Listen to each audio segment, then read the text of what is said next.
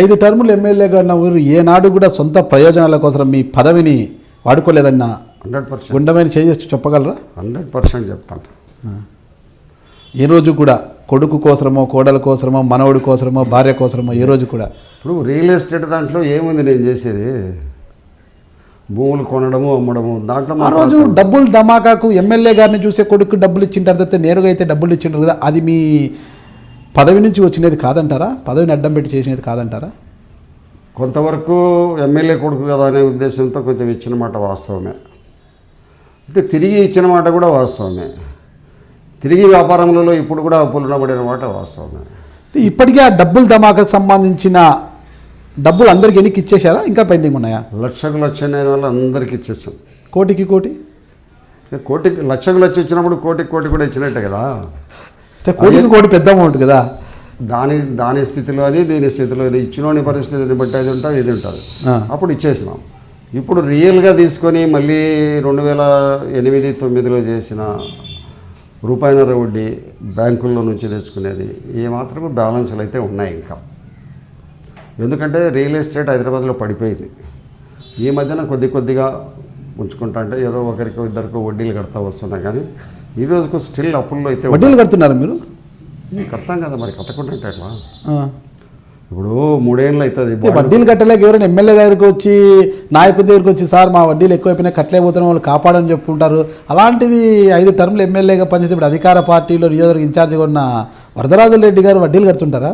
తప్పకుండా. ఏం రా నన్నే వడ్డీ అడుగుతావా అని బెదిరించారా? అయ్యో నేను ఒకటి చెప్తాను చూడండి, నేను 5 టర్ములు ఎమ్మెల్యేగా ఉన్నా. నా భార్య కానీ నా కొడుకులు కానీ వాళ్ళ కొద్దీ వాళ్ళు షాపులు లేకపోయి బట్టలు అంగడికి పోయి బంగారం అంగడికి పోయి డబ్బు ఉంటే కొనుక్కొచ్చుకుంటారు, కానీ ఏ ఒక్క రూపాయి అప్పు కూడా పెట్టాం. వాళ్ళు ఎవరైంది తెలియదు కూడా. అంగళ్ళల్లో సామాన్యుల మాదిరి పొరుకుతారు, కొనుక్కుంటారు.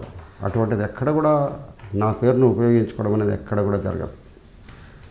ఇంతకుముందు కూడా మీరు గతం నుంచి కూడా ఎప్పుడో ఒక మాట చెప్తుంటారు, ముక్తియారు సుధాకర్ రెడ్డి ఇద్దరు కూడా 2 కళ్ళు లాంటి వారు, నాకు నా 2 కళ్ళు వాళ్ళు అని చెప్తుంటారు.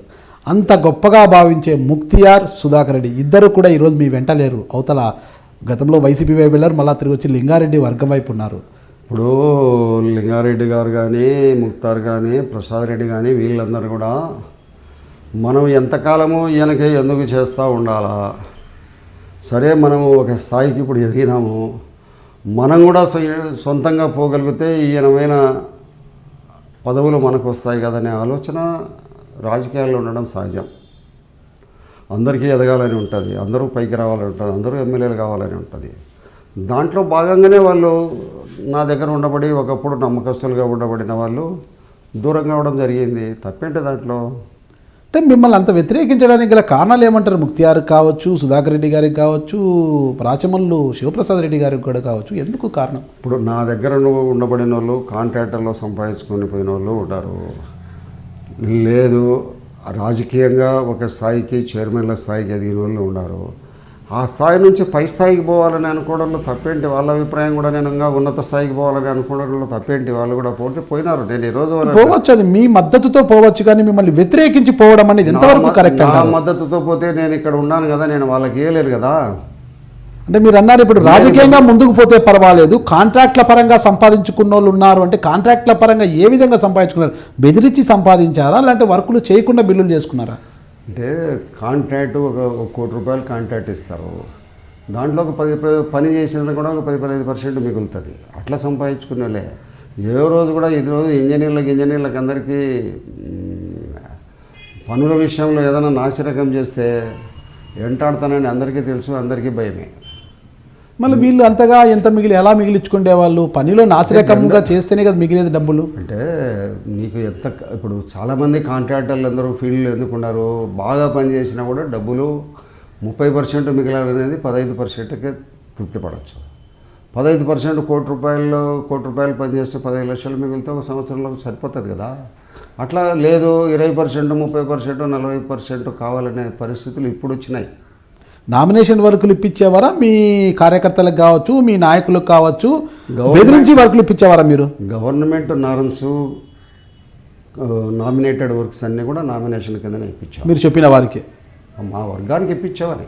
ఓకే, ఒకవేళ టెండర్ల ద్వారా అయితే ఏకపక్షంగా జరిగేటివి అంటారా? అంటే మీరు బెదిరించే నా మనుషులకే రావాలి, ఎవరు టెండర్ వేయకూడదు, నేను చెప్పిన వాళ్ళే వెయ్యాలి అన్నది. పొద్దుటూరులో మెగా కృష్ణారెడ్డి వచ్చి టెండర్ వేసుకున్నాడు. అనంతపురంలో వచ్చి టెండర్లలోనే ఎప్పుడు కూడా ఎవడు వేయకూడదనే ఆంక్షలు పొద్దుటూరులో లేవు. భారతదేశంలో ఎక్కడున్నాడు, ఎక్కడ ఎవడైనా కూడా ఈ పొద్దుటూరులో టెండర్లు వేసి పనిచేసుకోవాలి.